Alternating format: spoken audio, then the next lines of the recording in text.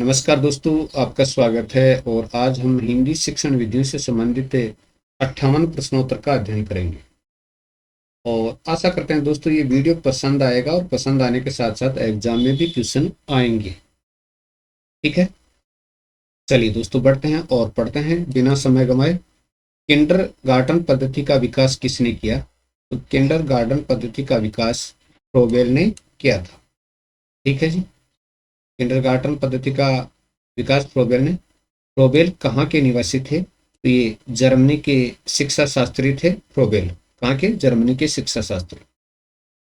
अगला है, फ्रोबेल किस प्रकार के विचारक थे? तो ये आदर्शवादी विचारक थे फ्रोबेल। किस प्रकार के? आदर्शवादी। चलिए, किंडरगार्टन का अर्थ क्या है? माली, पौधे, बाग। तो माली अध्यापक को, पौधे बच्चों को, और बाग यानी विद्यालय का वातावरण है या जो परिवेश है उसको बाग कहा गया है। ठीक है जी। आत्माभिव्यक्ति के लिए फ्रोबेल ने किन किन साधनों को, आत्माभिव्यक्ति यानी बच्चे की आत्मा की अभिव्यक्ति के लिए फ्रोबेल ने किन किन साधनों को अपनाया? तो इन्होंने 3 साधनों को अपनाया: गीत को, गति को और रचना। गीत, गति और रचना को इन्होंने अपनाया था आत्माभिव्यक्ति के लिए। ठीक है जी। अगला है, बच्चों के स्वाभाविक विकास पर बल किसने दिया? बच्चों के स्वाभाविक विकास पर बल किसने दिया था? तो ये दिया था फ्रोबेल ने। स्वाभाविक विकास पर बल देने वाले कौन थे? फ्रोबेल थे। खेल द्वारा शिक्षा, सविता क्रिया द्वारा शिक्षा और एकता का सिद्धांत। तो खेल द्वारा शिक्षा, सविता क्रिया द्वारा शिक्षा, एकता का सिद्धांत किस पद्धति की विशेषताएं हैं? कौन सी पद्धति की विशेषताएं हैं? खेल द्वारा शिक्षा, सविता क्रिया द्वारा शिक्षा, एकता का सिद्धांत। तो ये विशेषता है किंडरगार्टन पद्धति की। किंडरगार्टन पद्धति की। फ्रोबेल के किस सिद्धांत को सैद्धांतिक मान्यता मिली? फ्रोबेल का कौन सा सिद्धांत था जिसको सैद्धांतिक रूप से मान्यता मिली? तो सविता विकास के सिद्धांत को सैद्धांतिक रूप से मान्यता मिली थी। नेक्स्ट है, किंडरगार्टन पद्धति में कितने उपहारों का प्रयोग किया गया? किंडरगार्टन पद्धति है उसमें कितने प्रकार के उपहारों का प्रयोग किया गया? तो 20 प्रकार के उपहारों का प्रयोग किया गया, जिसमें भौतिक आकृतियां तथा रॉडलिंग का प्रयोग किया गया था। तो 20 प्रकार के उपहार थे इसमें, तो उनमें भौतिक आकृतियां भी थी और रॉडलिंग का प्रयोग भी था। भाषा शिक्षण में अक्षर ज्ञान के लिए डोरे और घड़ियों का प्रयोग किसने किया? डोरे और घड़ियों का प्रयोग फ्रोबेल ने किया था। डोरे और घड़ियों का प्रयोग फ्रोबेल ने किया था भाषा शिक्षण के लिए। चलिए, फ्रोबेल ने बच्चों को सिखाने के लिए किस प्रकार की सामग्री का निर्माण किया? तो फ्रोबेल ने बच्चों को सिखाने के लिए किस प्रकार की सामग्री का निर्माण किया? तो उन्होंने कहानियों का, खेल का, उपहार का, मात्र खेल तथा शिशु गीत का निर्माण किया, और जो उनके कार्यकलाप, व्यापार का मतलब है कार्यकलापों का, जो एक तरह की प्रतियोगिता है उनका निर्माण किया। तो कहानियों का, खेल का, खेलों का, उपहार का, मात्र खेल तथा शिशु गीतों का, और जो उनके कार्यकलाप हैं उनके लिए जो विभिन्न प्रकार की सुविधाओं का। इस शिक्षण पद्धति में केवल महिला अध्यापकों की नियुक्ति की जाती है। यानी कौन सी शिक्षण पद्धति में केवल महिला अध्यापकों की नियुक्ति की जाती है या ऐसा प्रावधान किया गया था? तो ये किंडरगार्टन पद्धति में फ्रोबेल ने ऐसा कहा था कि सिर्फ महिला अध्यापकों की नियुक्ति ही की जानी चाहिए। ये फ्रोबेल का सिद्धांत था। किंडरगार्टन पद्धति में क्लास कितने मिनट का होता है? किंडरगार्टन पद्धति में कालांश कितने मिनट का होता है? तो ये होता है 20-25 मिनट का कालांश होता है। ठीक है जी। किंडरगार्टन पद्धति में खेलकूद, शारीरिक व्यायाम व संगीत शिक्षा। तो किंडरगार्टन पद्धति में खेलकूद, शारीरिक व्यायाम व संगीत शिक्षा किस पारी में दी जाती है? खेलकूद, व्यायाम, संगीत शिक्षा, तो ये दूसरी पारी में दी जाती है। ठीक है, खेलकूद, व्यायाम, संगीत शिक्षा। किंडरगार्टन पद्धति में नैतिक शिक्षा, धार्मिक शिक्षा, धार्मिक शिक्षा, इंद्रिय ग्रहण, पढ़ना लिखना किस पारी में सिखाया जाता है? तो नैतिक शिक्षा, धार्मिक शिक्षा, इंद्रिय ग्रहण, पढ़ना लिखना किस पारी में सिखाया जाता है? तो ये पहली पारी में सिखाया जाता है। अगला है, डाल्टन प्रणाली का आविष्कार किसने किया? डाल्टन प्रणाली का आविष्कार किसने किया? अमेरिका ये शिक्षिका है, तो इसको थोड़ा सा करेक्शन कर देते हैं। अमेरिका शिक्षिका पार्कहर्स्ट ने, तो अमेरिका शिक्षिका थी पार्कहर्स्ट, उन्होंने डाल्टन प्रणाली का क्या किया था, आविष्कार किया था। ठीक है, पार्कहर्स्ट ने किया था। कौन सी शिक्षा प्रणाली में अध्यापक का स्थान पथ प्रदर्शक का होता है? कौन सी शिक्षा प्रणाली में अध्यापक का स्थान पथ प्रदर्शक का होता है? तो ये डाल्टन प्रणाली में होता है अध्यापक का स्थान पथ प्रदर्शक का। ठीक है जी। ठेका पद्धति किस प्रणाली को कहा जाता है? ठेका पद्धति किस प्रणाली को कहा जाता है? तो इसका उत्तर है डाल्टन प्रणाली को कहा जाता है ठेका पद्धति। पार्कहर्स्ट ने विद्यालय का खोला था, तो पार्कहर्स्ट ने डाल्टन शहर में विद्यालय खोला था, इसी के आधार पर डाल्टन पद्धति नाम पड़ा। चलिए जी, डाल्टन प्रणाली में साप्ताहिक कार्य को क्या कहा जाता है? तो डाल्टन प्रणाली में साप्ताहिक कार्य को क्या कहा जाता है? निर्दिष्ट पाठ कहा जाता है। साप्ताहिक के कार्य को निर्दिष्ट पाठ कहा जाता है। चलिए, डाल्टन प्रणाली में प्रत्येक मास को कितने सप्ताहों में बांटते हैं?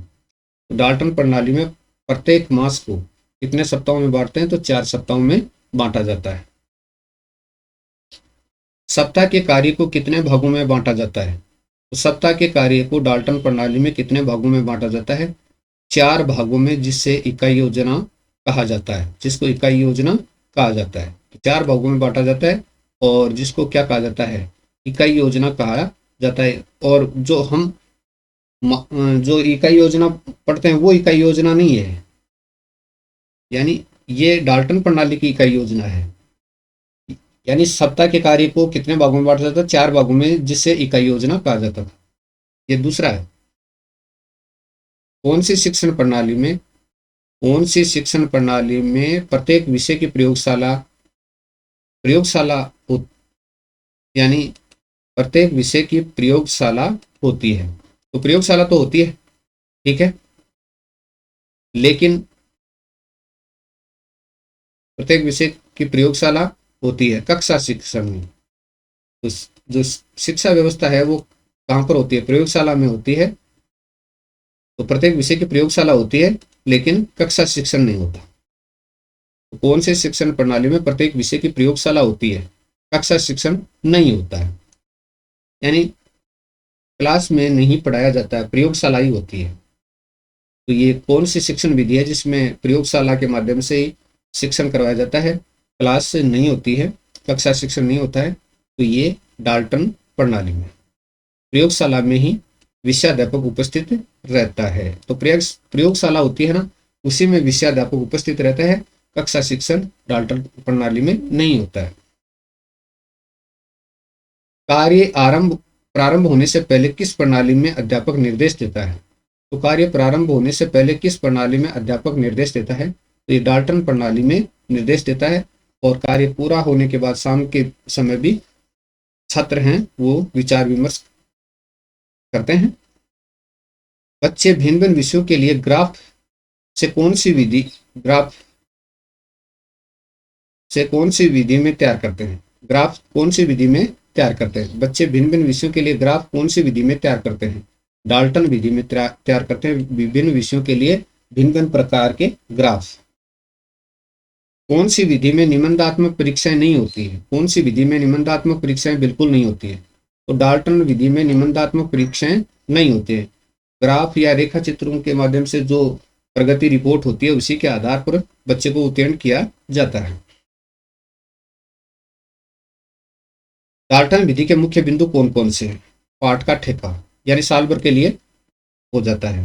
निर्दिष्ट पाठ है, यानी जो सप्ताह भर का। फिर सप्ताह को 4 भागों में डिवाइड करके और इकाई। फिर प्रयोगशाला में ही अध्यापन होता है।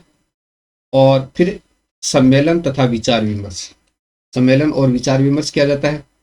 फिर प्रगति सूचक लेखा चित्र, यानी प्रगति सूचक लेखा चित्र बनाया जाता है। और फिर परीक्षा होती है, लेकिन निबंधात्मक परीक्षा नहीं होती है। तो ये डाल्टन प्रणाली की सबसे बड़ी बात है कि सारे साल का पाठ का एक तरह का ठेका हो जाता है।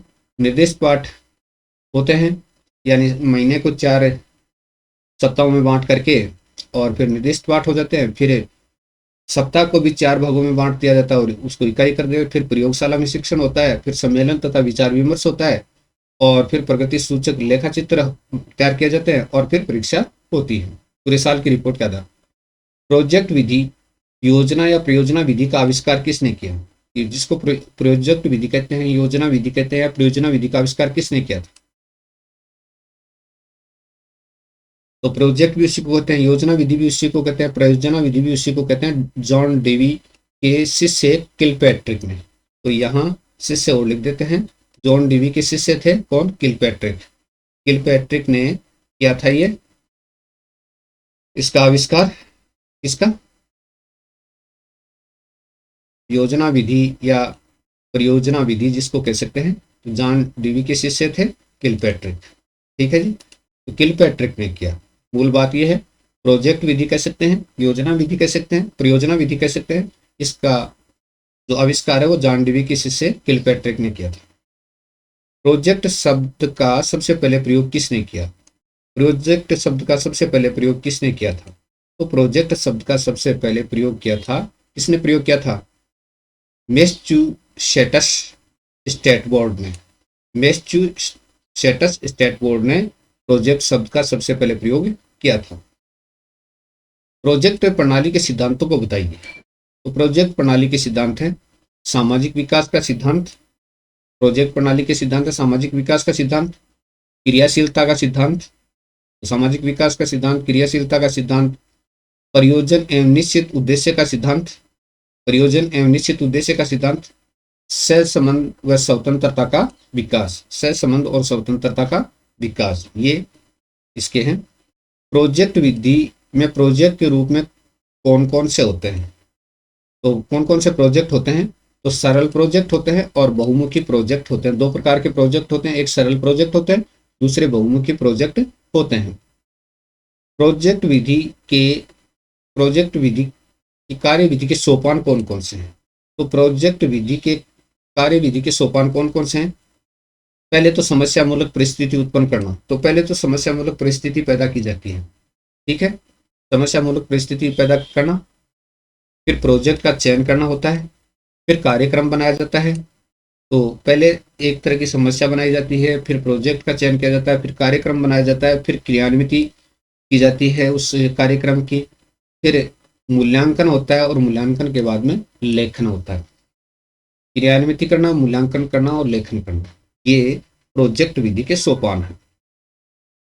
खेल विधि को एक निश्चित स्वरूप प्रदान किसने किया? खेल विधि को एक निश्चित स्वरूप प्रदान किसने किया? हेनरी कार्डवेल कुक ने किया था। हेनरी कार्डवेल कुक ने। हेनरी कार्डवेल कुक की पुस्तक का नाम क्या है? हेनरी कार्डवेल कुक की पुस्तक का नाम प्लेवे है, प्लेवे। ठीक है, आगे बेसिक शिक्षा प्रणाली किसकी देन है? बेसिक शिक्षा प्रणाली किसकी देन है? तो ये महात्मा गांधी की देन है। बेसिक शिक्षा प्रणाली महात्मा गांधी। बेसिक शिक्षा प्रणाली की विशेषताएं बताइए। बेसिक शिक्षा प्रणाली की विशेषताएं, मातृभाषा को शिक्षा का माध्यम बनाना। एक तो बेसिक शिक्षा प्रणाली की यह विशेषता है कि मातृभाषा को शिक्षा का माध्यम बनाना। स्वानुभूत का सिद्धांत, स्वानुभूत का सिद्धांत यानी अपने अनुभव का सिद्धांत। केंद्रीकरण का सिद्धांत, ठीक है जी। और ज्ञान को एक इकाई के रूप में जोड़ने का सिद्धांत। ज्ञान को एक इकाई के रूप में जोड़ने का सिद्धांत भी बुनियादी शिक्षा का सिद्धांत है। हस्तकार्य तथा कौशल को केंद्रीय विषय बनाने पर बल, हस्तकार्य तथा कौशल को केंद्रीय विषय बनाने पर बल दिया गया है। कर्मेंद्रियों की शिक्षा पर बल किसने दिया? मॉन्टेसरी ने दिया था कर्मेंद्रियों की शिक्षा पर बल, यानी हमारे जो शरीर के कर्म करने वाले अंग होते हैं उनकी शिक्षा पर बल किसने दिया? मॉन्टेसरी ने दिया था। ज्ञानेंद्रियों की शिक्षा पर बल किसने दिया? मारिया मॉन्टेसरी ने दिया था ज्ञानेंद्रियों की शिक्षा पर बल। ठीक है जी। भाषा शिक्षण पर बल किसने दिया? मॉन्टेसरी ने दिया था भाषा शिक्षण पर बल। नेक्स्ट है आत्म विकास का सिद्धांत। आत्म विकास का सिद्धांत, स्वतंत्रता का सिद्धांत और आत्माभिव्यक्ति का सिद्धांत किस शिक्षण, तो आत्म विकास का सिद्धांत, स्वतंत्रता का सिद्धांत, आत्माभिव्यक्ति का सिद्धांत किस शिक्षण विधि की विशेषताएं हैं? तो ये मॉन्टेसरी शिक्षण विधि की विशेषताएं हैं। तो 3 विशेषताएं एक बार पुनः देख लीजिए। आत्म विकास का सिद्धांत है, स्वतंत्रता का सिद्धांत है और आत्माभिव्यक्ति का सिद्धांत है। बालक की अंतर्निहित शक्तियों को प्रकट करना और विकास करना, बालक की अंतर्निहित शक्तियों को प्रकट करना और उसका विकास करना किस शिक्षण विधि की विशेषता थी? कौन सी शिक्षण विधि की विशेषता थी? मॉन्टेसरी शिक्षण विधि की विशेषता थी है। इस शिक्षण प्रणाली में भाषाई कौशल के मनोवैज्ञानिक क्रम में बदलाव किया गया। तो भाषाई कौशल के मनोवैज्ञानिक क्रम में बदलाव कौन सी शिक्षण प्रणाली में किया गया? तो मॉन्टेसरी शिक्षा प्रणाली में किया गया। और बदलाव ये किया गया, देखिए, सुनना, बोलना, लिखना, पढ़ना रखा। यानी उन्होंने क्या रखा? सुनना, बोलना, लिखना और पढ़ना रखा। ठीक है ना? जबकि ये क्रम थोड़ा सा क्या है, अलग होता है, शिक्षण कौशल के अनुसार अलग होता है। ब्लॉक्स पर अंगुली फेरते समय उच्चारण करना किस शिक्षण विधि की विशेषता है? ब्लॉक्स पर अंगुली फेरते समय उच्चारण करना किस शिक्षण विधि की विशेषता है? मॉन्टेसरी शिक्षण विधि की विशेषता है। चलिए, अक्षर सीखने के लिए उपयुक्त विधि है। तो अक्षर सीखने के लिए उपयुक्त विधि है मॉन्टेसरी शिक्षण विधि। अभिक्रमित अनुदेशन शिक्षण विधि का आविष्कार किसने किया? अभिक्रमित अनुदेशन शिक्षण विधि का आविष्कार किसने किया? स्किनर ने किया था। अभिक्रमित अनुदेशन शिक्षण विधि का आविष्कार स्किनर ने। प्रयत्न तथा सफलता द्वारा सीखना किस विधि की विशेषता है? तो प्रयत्न तथा सफलता द्वारा सीखना किस विधि की विशेषता है? कौन सी विधि की विशेषता है? प्रयत्न तथा सफलता द्वारा सीखना किस विधि की विशेषता है? ये अभिक्रमित अनुदेशन की विशेषता है। प्रयत्न करें, सफलता पा जाए और सफलता पाने पर पुनर्बल मिलेगा, तो यह अभिक्रमित अनुदेशन की विशेषता है। सफलता से किस चीज की प्राप्ति होती है? पुनर्बलन की प्राप्ति होती है। सफलता से पुनर्बलन मतलब आत्मविश्वास या आशा का संचार होता है, एक तरह का पुनर्बलन मिलता है। तो सफलता से किस चीज की प्राप्ति होती है? पुनर्बलन की। अभिक्रमित अनुदेशन में किस सूत्र का पालन किया जाता है? अभिक्रमित अनुदेशन में किस सूत्र का पालन किया जाता है? सरल से कठिन की ओर और ज्ञात से अज्ञात की ओर सूत्रों का पालन किया जाता है। तो सरल से कठिन की ओर, ज्ञात से अज्ञात की ओर सूत्रों का पालन किया जाता है। अभिक्रमित अनुदेशन में सोपानों को क्या कहा जाता है? तो अभिक्रमित अनुदेशन में जो सोपान होते हैं उनको क्या कहा जाता है?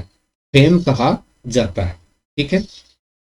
अभिक्रमित अनुदेशन के सिद्धांत कौन कौन से हैं? तो अभिक्रमित अनुदेशन के सिद्धांत कौन कौन से? ये मोस्ट थोड़ा ध्यान में रखना। कर्मित लघु पदों का सिद्धांत, कर्मित लघु पदों का सिद्धांत एक, ठीक है, कर्मित लघु पदों का सिद्धांत। सक्रिय अनुक्रिया का सिद्धांत और सक्रिय अनुक्रिया का सिद्धांत भी इसमें है। स्वगति का सिद्धांत है, स्वगति का सिद्धांत भी है। प्रतिपुष्टि का सिद्धांत है, पुनर्बलन का सिद्धांत है और स्वमूल्यांकन का सिद्धांत है। तो एक बार पुनः देख लीजिएगा। कर्मित लघु पदों का सिद्धांत है, सक्रिय अनुक्रिया का सिद्धांत है, स्वगति का सिद्धांत है, प्रतिपुष्टि का सिद्धांत है, पुनर्बलन का सिद्धांत है, स्वमूल्यांकन का सिद्धांत है। अभिक्रमित अनुदेशन के कितने प्रकार होते हैं? तो अभिक्रमित अनुदेशन के कितने प्रकार होते हैं? तो अभिक्रमित अनुदेशन के रेखीय अभिक्रमित अनुदेशन, साखीय अभिक्रमित अनुदेशन। तो दो आपके सामने, रेखीय अभिक्रमित अनुदेशन और साखीय अभिक्रमित अनुदेशन। स्वयं निर्देशित अभिक्रम, कंप्यूटर आधारित अभिक्रम, स्वयं निर्देशित अभिक्रम, कंप्यूटर आधारित अभिक्रम, मैथमेटिक्स अभिक्रम। लेकिन शिक्षण विधि में दो ही प्रकार के काम में आते हैं, रेखीय और साखीय। ठीक है।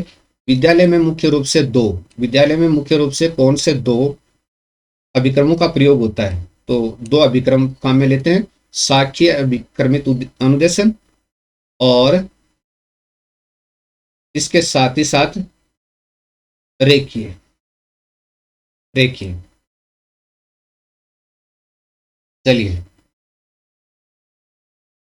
चलिए जी आगे बढ़ते हैं। साखीय अभिक्रमित अनुदेशन का सर्वप्रथम प्रयोग किसने किया था?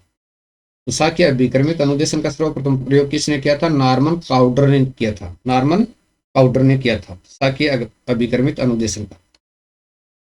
कौन से अभिक्रमित अनुदेशन में बहुविकल्पीय प्रश्न दिए जाते हैं? तो साखीय अभिक्रमित अनुदेशन में बहुविकल्पीय प्रश्न दिए जाते हैं। ठीक है ना। ड्रेकाली पद्धति का आविष्कार किसने किया था? तो ड्रेकाली ने किया था। ड्रेकाली पद्धति का आविष्कार ड्रेकाली ने किया था। ड्रेकाली पद्धति का आविष्कार किन के लिए किया गया? ड्रेकाली पद्धति का आविष्कार किन के लिए किया गया? 4 से 19 वर्ष के मानसिक विमंदित विद्यार्थियों के लिए। 4 से 19 वर्ष के मानसिक विमंदित विद्यार्थियों के लिए ड्रेकाली पद्धति का विकास किया गया था। ड्रेकाली पद्धति में भाषा शिक्षण का कार्य करवाया जाता है। तो भाषा शिक्षण का कार्य कब करवाया जाता है? प्रातःकाल करवाया जाता है। ड्रेकाली पद्धति में खेल और संगीत की शिक्षा दी जाती है। खेल और संगीत की शिक्षा कब दी जाती है? शाम को दी जाती है। तो धन्यवाद दोस्तों। वीडियो अगर आपको अच्छा लगा तो लाइक शेयर सब्सक्राइब कमेंट जरूर करें, नहीं तो कोई जरूरी नहीं है।